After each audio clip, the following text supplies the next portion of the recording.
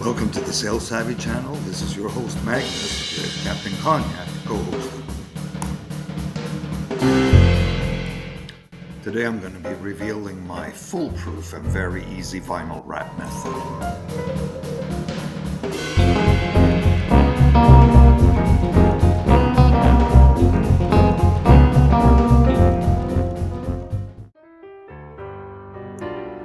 A lot of sailors like the dark brown teak or mahogany look that's so popular. I envy them.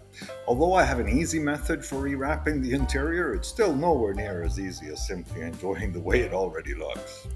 In the pilot house and salon, I chose to also paint the trim white, as well as portions of the headliner and settee bases. The three vinyl designs used here are cooler tones and would clash horribly with the brown trim.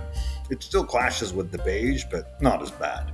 Moving forward of the salon, the trim can remain factory original as the vinyl chosen for that area is a warmer tone. I don't recommend the faux teak decking you see on the pilot house sole. It's very hard to keep clean without taking it out and hosing it down. It worked phenomenally on the new nav desk and dash though. Before we even get into the secrets of the method, vinyl selection should first be covered. A rule of thumb is that the thicker the vinyl, the easier it is to apply. Luckily, the price does not seem to reflect the thickness.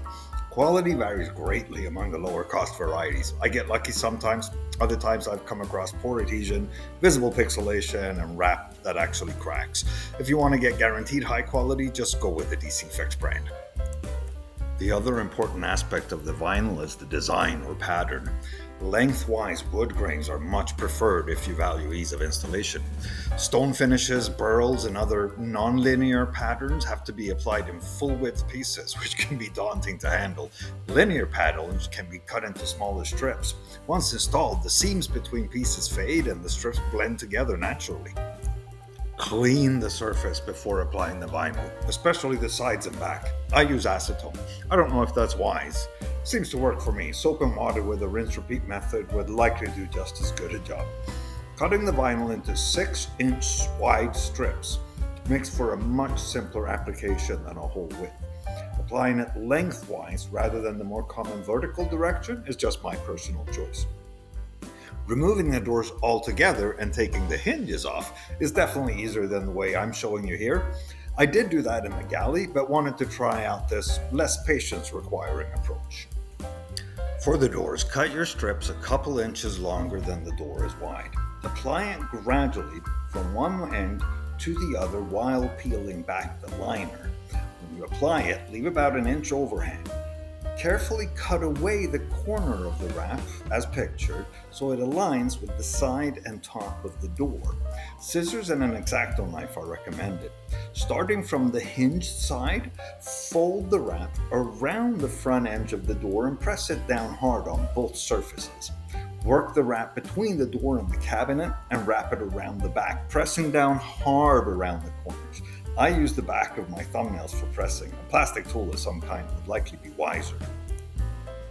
Once the three sides are in place, trim the excess with the X-Acto knife and continue down the door until reaching the dreaded collar around the handle hole. I'd admit, I've been trying to develop a method to go around these, but it's nowhere near perfect. I start with covering just a small portion of the collar, ensuring that the wrap makes it all the way in the inside corner between the collar and door face. This is where my thumbnails come to use, but a plastic knife or small spatula would likely suffice. Once thoroughly pressed in, cut away a small portion as pictured, then continue pressing down another small section, followed by tracing out the excess with the X-Acto knife. It's better to leave too much vinyl than too little. Take your time going around the perimeter of the collar and make sure to cut less than necessary rather than more. Once you've made it all the way around, it's much easier to trace the outline of the collar with the tip of the blade. The doors are the hardest part. The fascia sections go much faster since they just need to be applied and wrapped around to the back. Make each strip about an inch too long. Peel back just an inch of the liner, attach the sticky end while holding the entire piece aligned and with equal excess on both sides. Apply it gradually from one end to the other while peeling back the liner.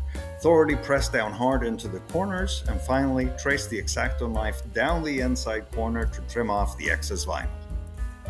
The final secret to a clean and neat looking end result is to caulk all the inside corners. That's not yet done on these closet doors, but the salon is caulked all the way around as pictured.